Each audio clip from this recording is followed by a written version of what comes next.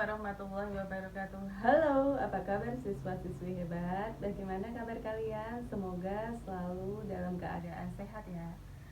Nah, kali ini saya akan menjelaskan materi tentang perlawanan bangsa Indonesia menghadapi penjajahan Eropa. Tentunya yang seperti kalian ketahui, pada saat negara Eropa menjajah itu ada negara-negara seperti yang pertama ada Portugis, kemudian ada Spanyol, kemudian ada Belanda. Yang pertama, apa sih tujuan pembelajaran kali ini? Nah, setelah kegiatan pembelajaran satu ini, kalian diharapkan dapat menganalisis strategi perlawanan bangsa Indonesia terhadap penjajahan bangsa Portugis dan Spanyol sampai dengan abad ke-20, serta menyajikan cerita sejarah perlawanan bangsa Indonesia menghadapi bangsa Eropa. Nah, yang pertama, kalian tentunya sudah belajar tentang latar belakang kedatangan bangsa Portugis dan Spanyol di Indonesia. Yang pertama itu ada pertentangan dengan Turki, kemudian ada perkembangan ilmu pengetahuan yang semakin maju, kemudian ada jatuhnya Konstantinopel ke tangan Turki Utsmani. Kemudian yang kedua, bentuk perlawanan bangsa Indonesia menghadapi Portugis. Yang pertama itu ada perlawanan rakyat tanah Rencong, yaitu ada di Aceh. Portugis itu merupakan salah satu negara pelopor penjelajahan samudra. Pada awalnya kedatangan bangsa Portugis itu untuk mencari tempat penghasil rempah-rempah. Dari berbagai penjelajahan Portugis pada tahun 1511, Alfonso de Albuquerque berhasil menguasai Malaka yang menjadi tempat penting bagi perdagangan rempah-rempah. Nah, sejak kedatangan bangsa Portugis di Malaka, banyak para pedagang Islam itu justru menyingkir dari Malaka menuju Aceh. Dengan demikian, perdagangan di Aceh itu berkembang begitu pesat. Persaingan dalam perdagangan berbuntut permusuhan antara Portugis dan Kesultanan Aceh. Sultan Aceh pada saat itu yang diperintah oleh Sultan Ali Mugayyad Shah menganggap bahwa orang Portugis itu merupakan saingan dalam politik, ekonomi, maupun penyebaran agama. Adapun latar belakang perlawanan rakyat Aceh terhadap Portugis itu antara lain: satu, adanya monopoli perdagangan oleh Portugis; yang kedua, pelarangan terhadap orang-orang Aceh untuk berdagang dan berlayar ke Laut Merah; kemudian ada penangkapan kapal-kapal Aceh oleh Portugis. Nah, ternyata bangsa Indonesia adalah bangsa yang berani. Tahukah kalian bahwa Kesultanan Aceh itu mempunyai rencana untuk mengusir Portugis dari Malaka? Bahu-membahu dan bekerja sama merupakan ciri khas bangsa Indonesia secara nyata ketika terjadi penyerangan.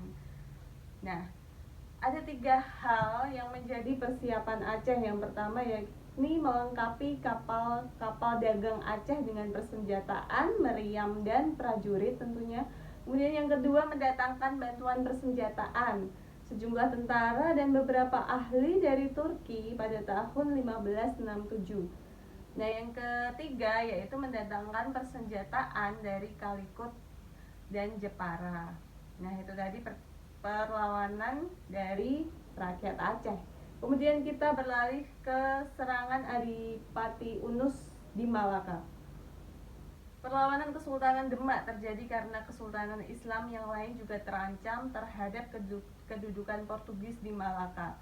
Kedatangan bangsa Portugis ke pelabuhan Malaka yang dipimpin oleh Diego Lopes de Saqueire menimbulkan kecurigaan rakyat Malaka. Malaka jatuh ke tangan Portugis pada 1511. Akibatnya aktivitas perdagangan di pelabuhan Malaka menjadi terganggu karena banyak pedagang Islam yang merasa dirugikan. Adipati Unus melancarkan serangannya pada tahun 1512 dan 1513. Dengan kekuatan 100 kapal laut dan lebih dari 10.000 prajurit, Adipati Unus menyerang Portugis. Namun serangan tersebut mengalami kegagalan dan belum berhasil. Adapun faktor kegagalan serangan Demak terhadap Malaka disebabkan oleh beberapa faktor, antara lain yang pertama, serangan tersebut tidak dilakukan dengan persiapan yang matang. Kemudian yang kedua, jarak yang terlalu jauh. Kemudian yang ketiga, ketiga tentu saja kalah akan persenjataan. Karena jasanya memimpin armada laut Demak dalam penyerangan ke Malaka, Adipati Unus mendapat sebutan Pangeran Sabrang Lor. Kemudian yang ketiga ada perlawanan Fatahillah.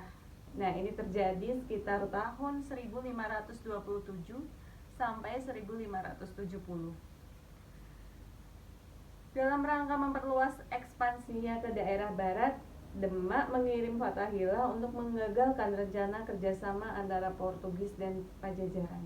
Pada tahun 1527, Fatahillah mengadakan penyerangan terhadap Portugis di Sunda Kelapa. Serangan tersebut berhasil mengusir Portugis dari Sunda Kelapa. Selanjutnya pada tanggal 22 Juni 1527, nama Sunda Kelapa diganti menjadi Jayakarta atau Jakarta yang berarti kemenangan yang sempurna.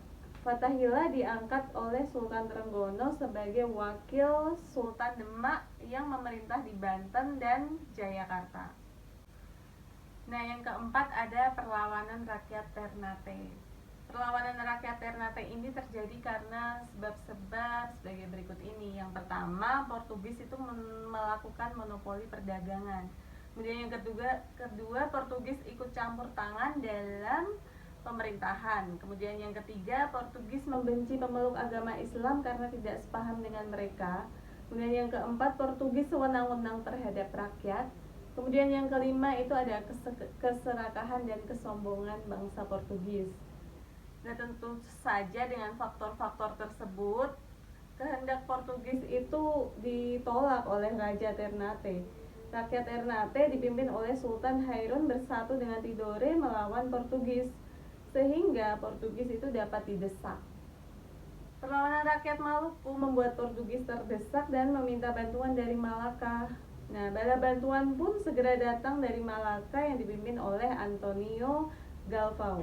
Pasukan ini berhasil mengalahkan Ternate sehingga Antonio Galvao berkuasa di Maluku. Di bawah kepemimpinan Antonio Galvao, Portugis dapat bersahabat dengan rakyat Maluku. Namun setelah Galvao digantikan oleh penguasa lain, Portugis itu muncul lagi nafsunya untuk menguasai Ternate. Nah, Portugis memaksa Sultan Ternate yaitu Sultan Hairun untuk menerima kekuasaan Portugis dan hanya menjual cengkeh dan pala kepada Portugis. Nah, pada tahun 1565, Portugis itu semakin terdesak dan siasat perundingan pun mulai dijalankan oleh Portugis. Perundingan antara kerajaan Ternate dan Portugis diadakan pada tahun yang sama. Nah, dalam perundingan tersebut, Portugis itu melakukan kelicikan, yakni membunuh Sultan Hairun. Terbunuhnya Sultan Hairun jelas memancing kemarahan rakyat Ternate. Perlawanan rakyat Ternate dilanjutkan oleh kepemimpinan Sultan Ba'abullah. Sultan Ba'abullah memusatkan penyerangan untuk mengepung benteng Portugis di Ternate, karena pada saat itu Portugis selama 5 tahun itu bertahan dalam benteng Portugis. Nah, kemudian Portugis itu pada tahun 1575 melarikan diri ke timur-timur, sehingga secara langsung benteng Portugis berhasil direbut kembali oleh penduduk Ternate yang dipimpin oleh Sultan Ba'abullah. Kemudian yang ketiga yakni perlawanan bangsa Indonesia menghadapi Spanyol. Nah, tadi kita sudah membahas tentang perlawanan dari Aceh sampai Ternate yang dilakukan oleh bangsa Portugis. Kemudian sekarang kita beralih ke perlawanan bangsa Indonesia menghadapi bangsa Spanyol. Nah, yang pertama kita mulai dari perlawanan rakyat Minahasa terhadap Spanyol.